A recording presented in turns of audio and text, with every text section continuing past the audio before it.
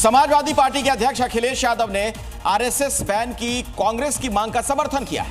अखिलेश यादव ने शुक्रवार को लखनऊ में प्रेस कॉन्फ्रेंस के दौरान भी आरएसएस बैन को लेकर एक अलग ही तरीके से अपनी बात रखी। आरएसएस पर बैन लगाने की मांग को लेकर अखिलेश यादव ने प्रेस कॉन्फ्रेंस के दौरान चैट जीपीटी से सवाल करते हुए दिखाई दिए। पत्रकारों ने उनके कांग्रेस अध्यक्ष मल्लिकार्जुन खड़गे के आरएसएस बैन करने वाले बयान पर सवाल किया। इस पर उन्होंने कहा कि आप चैट जीपीटी पर चेक कीजिएगा, उसमें मिल जाएगा। मल्लिकार्जुन खड़गे साहब का एक बयान आया, उनका मेरी निजी विचार है, मेरा आरएसएस बैन होना ही चाहिए। मैं एक काम करूं, मोबाइल लाए हो ना अंदर, मोबाइल लाए हो ना अंदर, आप चैट जीपीटी पे चेक करो क्यों बैन किया था सरदार पटेल जी ने। चेक इट आउट, चेक करो ना। हैं? आप घबराए हुए हैं, देखो। अरे चैट जीपीटी चेक करो ना क्यों बैन हुआ है, क्यों? गूगल पे चेक कर लो भाई। गूगल और चैट जीपीटी मैं तो लाया नहीं हूं भाई, ये तो भारत सरकार ही लाई होगी ना। इंडियन पेनल कोड 188 के तहत बैन हुए थे, तो ये तो चैट जीपीटी बता रहा है, हम थोड़ी बता रहे हैं। अब केस कर दो चैट जीपीटी पे। तो अखिलेश यादव का ये बयान सामने आया तो इस पर कई रिएक्शंस भी सामने आ गए, जिसमें ब्रजेश पाठक ने अखिलेश को इतिहास पढ़ने की नसीहत दे डाली। यादव जी का कहना आरएसएस पर बैन का सवाल है। समाजवादी पार्टी के मुखिया को देश की राजनीति का इतिहास पढ़ना चाहिए। राष्ट्रीय सेवक संघ ने अपने स्थापना काल से देश और दुनिया का सर्वोच्च संगठन बनकर के खड़ा हुआ है कार्यकर्ताओं के दृष्टि से। आज मुझे कहने में गर्व हासिल है कि राष्ट्रीय सेवक संघ केवल भारतवर्ष ही नहीं, पूरी दुनिया का सबसे बड़ा स्वयंसेवी संगठन है। ये संघ पर प्रतिबंध नहीं कह रही है, अल्टीमेटली अपने ऊपर प्रतिबंध की बात कर रहे हैं, जो जनता धीरे धीरे करके लगाते जा रही है। अब एक दो राज्य रह गए हैं जहाँ पर इनकी सरकार बची है, और जहाँ बची है वहाँ भी अभी ये इन्होंने सबक नहीं लिया। अभी जिस तरह से कर्नाटक के अंदर भी एक बार नहीं, 2 बार 3 बार उन्होंने प्रतिबंध लगाने की कोशिश करी, संघ की शाखाओं पर प्रतिबंध लगाने की कोशिश करी, संघ के पथ संचलन पर प्रतिबंध लगाने की कोशिश करी, लेकिन जितनी बार लगाया उतनी बार इन्होंने मुंह का खाया। और एक बड़ी खबर आपको बता दें, केंद्रीय गृह मंत्री अमित शाह की बिहार में लगातार चुनावी रैलियां हैं। अमित शाह बिहार में आज भी 4 चुनावी रैलियां करेंगे। लखीसराय जाएंगे, मुंगेर, नालंदा और पटना में उनकी सभाएं होनी है। तो अमित शाह की आज 4 जनसभाएं होंगी, अलग अलग जिलों में वो पहुंच रहे हैं।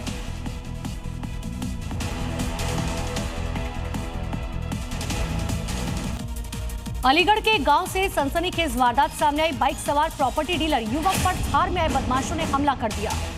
गंभीर तौर पर वो घायल हो गया है। वारदात के बाद बदमाश मौके से फरार हो गए हैं। स्थानीय लोगों की मदद से घायल युवक को फिलहाल हॉस्पिटल में भर्ती करवा दिया गया। शख्स की हालत हालांकि अब स्थिर बताई जा रही है। थार से आए बदमाशों ने फायरिंग की थी और बदमाश मौके से फरार हो गए।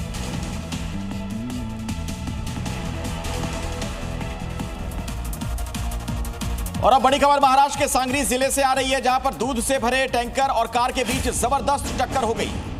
और इसमें बताया जा रहा है 2 युवकों की मौत हो गई, जबकि कार ड्राइवर गंभीर रूप से घायल हुआ है। स्थानीय लोगों ने तुरंत पुलिस को सूचना दी, घायलों को अस्पताल में भर्ती कराया।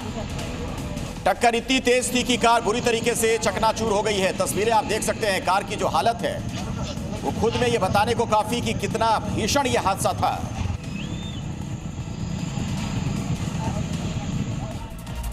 दिल्ली में बागेश्वर धाम सरकार की आगामी दिल्ली से वृंदावन धाम तक की पदयात्रा को लेकर मुस्लिम समाज के प्रमुख लोगों की एक बैठक हुई। तो बागेश्वर महाराज के साथ संपन्न हुई है ये बैठक। इस बैठक में फैज खान, नाजिया इलाही खान सहित मुस्लिम समाज के कई प्रतिनिधि मौजूद रहे। फैज खान ने कहा कि भारत एक हिंदू राष्ट्र है, लेकिन यहाँ किसी को भी अपने धर्म का पालन करने से कभी रोका नहीं गया।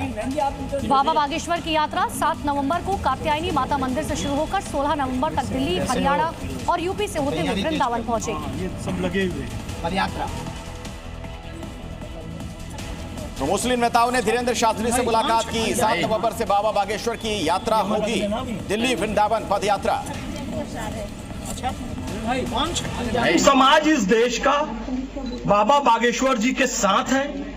इस देश में 17 से 20 करोड़ मुसलमान हैं, और बाबा बागेश्वर जी से जब मैं पहली बार मिला तो उन्होंने स्पष्ट कहा था कि आप और पूरा मुस्लिम समाज इस यात्रा में रहे। ये मेरी इच्छा भी है, अनुमति भी है और आज्ञा भी है। इस्लाम का शाब्दिक अर्थ शांति होता है। अगर शांति, अमन, मोहब्बत, भाईचारे के लिए बाबा जी ये काम कर रहे हैं, एकता के लिए काम कर रहे हैं, भारत को विश्व गुरु बनाने का काम कर रहे हैं, तो हम सब बाबा जी के साथ हैं। बागेश्वर जी का सबसे पहला एक स्टेटमेंट मैंने सुना था कि कायदे में रहोगे तो फायदे में रहोगे, और इस देश का प्रत्येक मुसलमान अगर वाकई में इंप्रूव होना चाहता है, डेवलप होना चाहता है, इनहैंस होना चाहता है, ब्राइट और शाइन होना चाहता है, तो कायदे में रह करके इस देश की उन्नति के साथ फायदे में रहे। इसलिए मुसलमान बेटियां बिल्कुल अपनी सुरक्षा अपने घर के अंदर से करवाने के लिए हम लोग बिल्कुल बाबा जी के साथ हैं।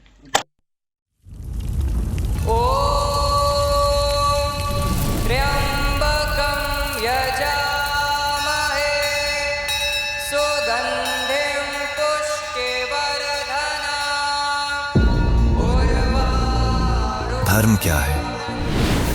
वो जो हम धारण करते हैं, या वो जिसे हर हाल में निभाना ही पड़ता है? क्या धर्म सिर्फ एक चॉइस है, या कोई इनविजिबल सिस्टम जो हमारे हर कर्म का हिसाब रखता है? क्या धर्म सिर्फ ग्रंथों में लिखा है, या धर्म हमारे आसपास घटित होते हर पल में छुपा है?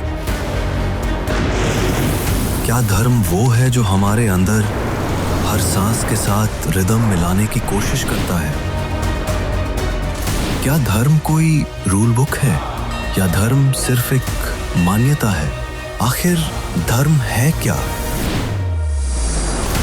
सच सीजन 3 स्पेशल एडिशन रविवार रात 9:58 पर।